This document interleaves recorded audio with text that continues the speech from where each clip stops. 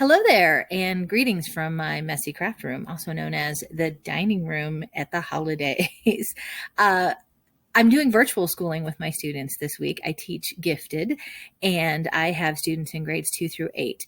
So my second, third, fourth, and fifth graders every year for the 3 weeks between Thanksgiving and Christmas, we do mathematical and scientific holidays. And so we do holiday crafts that have a mathematical or a scientific basis in them. So we do a lot of work with patterns and rotational symmetry, which is what we're going to work with today. Snowflakes. So every year, my fifth graders get to pick the crafts that they would like to do, and then they have to explain the scientific or mathematical principles behind it. And I introduce them to the joys of Pinterest. And I may have created a few addicts this year, but that's okay because there's lots of us out there. We are in good company. So anyway, today I wanted to share with you a craft called Snowman Snowflakes. I have to give all credit for this craft to East Ping DIY Crafts. We found it on Pinterest, but they just had a video and it was a little bit too fast and needed to be broken down into steps for my students. So I spent some time going through and figuring out how to do it myself and working with making the directions kid friendly. So I hope that you will enjoy making these snowman snowflakes with me today. So our materials before we start, you're going to need a piece of paper. I'm just using white art paper, or copy paper would work as well. You need a pen or a pencil. You need a pair of scissors, and you need a quarter or something round. You could probably use a little bottle cap, but about the size of a quarter, maybe the bottom of a paint bottle, an acrylic paint bottle. So the first thing that we have to do, I'm going to put this down. So one, you don't have to look at me, and two, so you can see what I'm doing. Just remember that everything I'm doing is going to be upside down for you. Okay, so the first thing that we have to do is create a square out of this rectangle. And the way that we're going to do that is to take one of our corners and we're going to fold it down. Anytime you're folding paper, you want to try and make it as perfect a fold as possible. So we're going to go edge to edge here. So we get that nice sharp point on the corner, and edges match up like so. And I'm going to give it a nice crease. So this is what I have. And then I have this extra piece right here. So I'm just going to simply take my scissors with this extra piece that we don't need, and I'm going to trim right along there.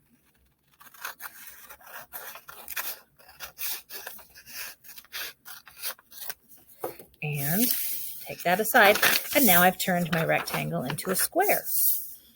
So I've unfolded my squares. A lot of snowflake patterns that you see will have you keep your triangle and fold it and fold it and fold it and fold it until you make an ice cream and so on and so forth. This one, unusually enough, starts with the square. So I'm going to fold it out flat, and I need to make some squares out of this square. So the first thing I'm going to do is fold side to side. And remember, I want as precise a fold as I can get. A nice sharp crease. And then I'm going to take my paper, and I'm going to fold it into squares again, corner to corner. And hopefully, if I've done a good job of cutting my paper into a perfect square, then I'm going to be able to see that. Now, my next step is to fold this into a triangle. Again, corner to corner. I want a sharp fold. It's just easier to work with if my folds are nice and sharp.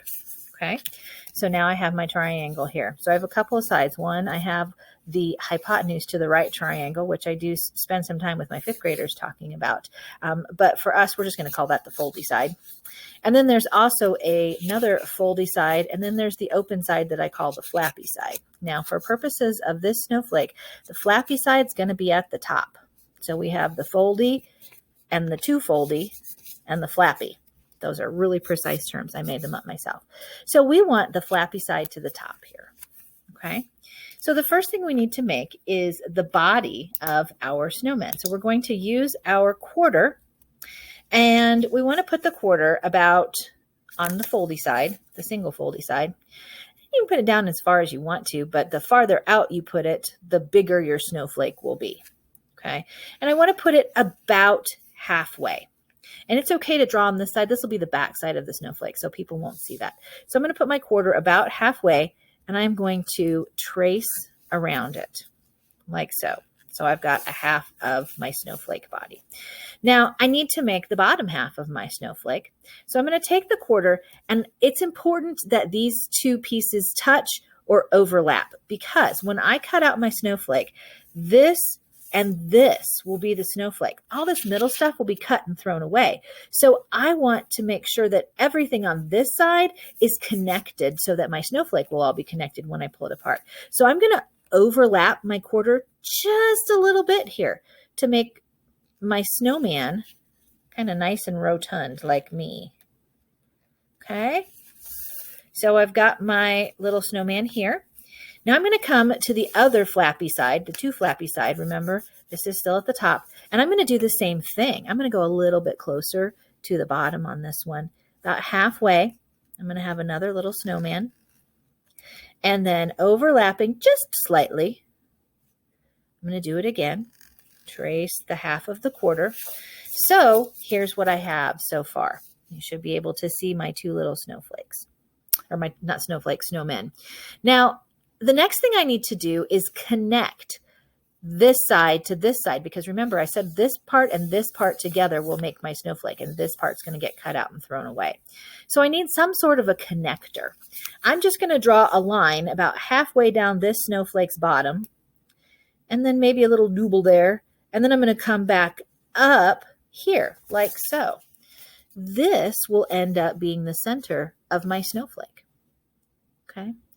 Now, if you're feeling a little fancy and you want to put a heart, some hearts in the middle of your snowflake, you can come down here on the two flappy side and draw a half of a heart like so. If hearts aren't your thing, you don't need to do that part. You'll just have a solid middle. But I want that heart cut out in the middle of my snowflake. Now, the last thing I need to do for a drawing is I've got to put some hats on these snowmen. And so a couple choices. You can put whatever kind of hat you want on them. But I'm going to do a stocking cap and a top hat. So I'm going to put a stocking hat on one. So keep in mind, I'm doing this upside down for you, but the stocking hat kind of starts with a little poof ball at the top. So I'm going to put a little poof, half of a poof ball, because I'm only doing half of my snowman here.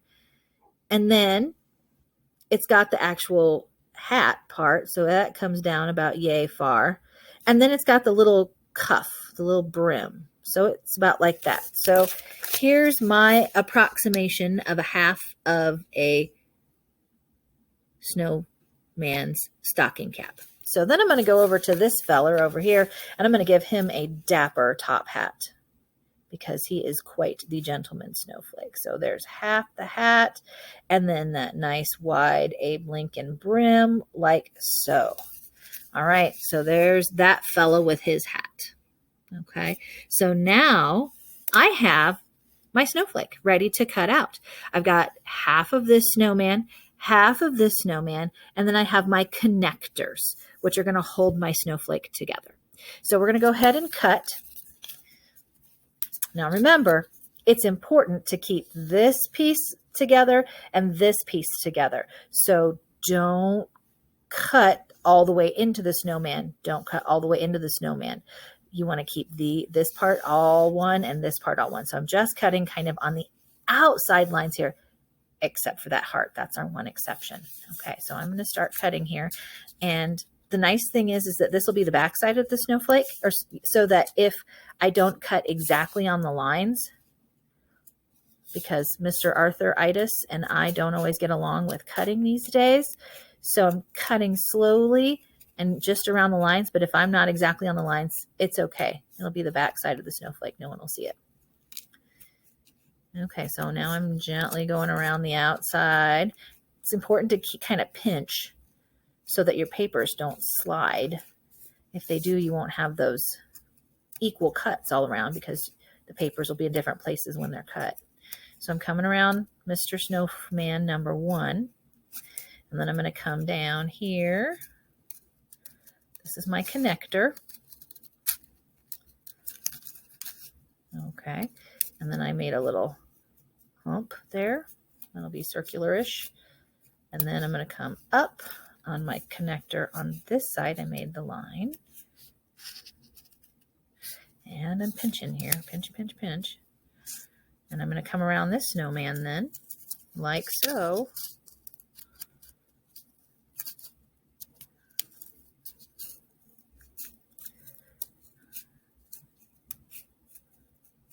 And I'm going to come up here, get the top half of this fella.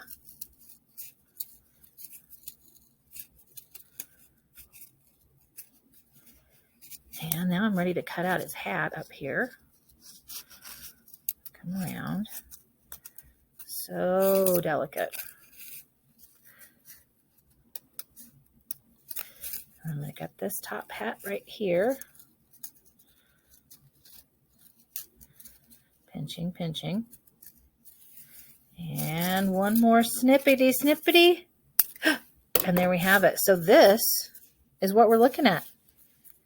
Looks kind of funny, doesn't it? But wait and see the magic unfurl here. So it is time for the great unveiling. Fold out my snowflake.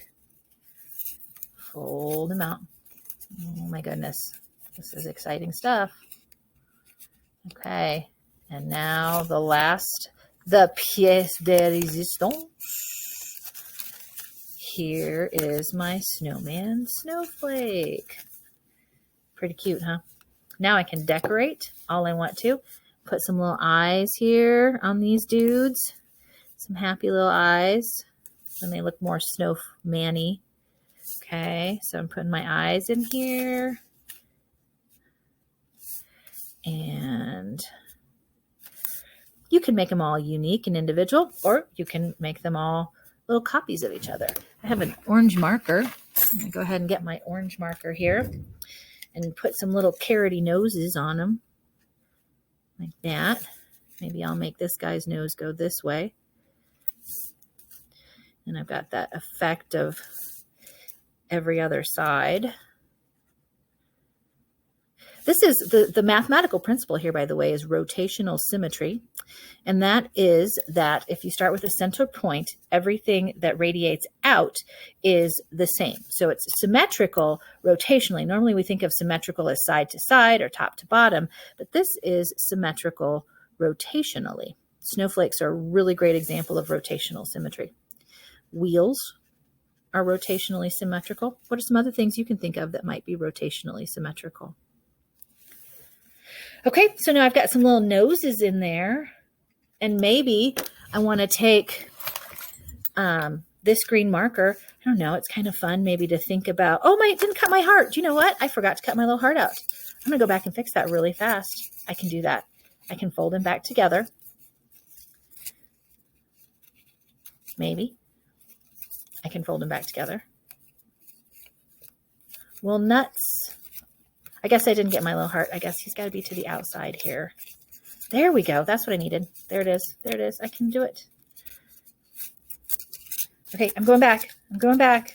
See, you know that I couldn't do it without making a mistake. But that's the nice thing about this craft is, I mean, if you don't get too far down the road, you can still fix it. We always make mistakes, and making mistakes is part of life, and it's okay. We just fix them and we move on. And if we can't fix them, we kind of take joy in the fact that things aren't always perfect. That's a Japanese philosophy called wabi-sabi. Something is beautiful because it's not perfect. It's unique, and there's nothing else like it. Things that are perfect are perfect. There's nothing to enjoy about them because they're not new. But there, I got my heart in there. Cut my little heart back in there. Okay. So like I said, I was going to take my green marker and, maybe I'm going to color this little stand here. I don't know. I might take some watercolors later and go over these. I like watercolors a lot. Oh, it kind of looks like a heart inside of a heart there. I just noticed that. The way it's kind of fun with snowflakes. You never know what you're going to get officially until you open it up. It's part of the magic of cutting your own snowflake. And then I'm going to color this guy. There he is. And I can put some scarves on it. So I'm going to take, this is pink. I don't have a red flare pen. Maybe Santa will bring me some. I'm going to put a scarf on him right here like this. And then maybe a little scarf like this, like that. And then maybe some little belly buttons, some little buttons for his tummy. Yeah? Good. Maybe this little guy, I want to do something different. Maybe I want to put a bow around his neck. I can color that in. He's got a little bow around his neck. So I can decorate to my heart's content, and that's how you really get to do your own thing there. So my friends, I hope that you've enjoyed this craft. I love crafting, and I love crafting with kids. And so I hope that you've enjoyed this. Have a wonderful, wonderful holiday season. Thanks.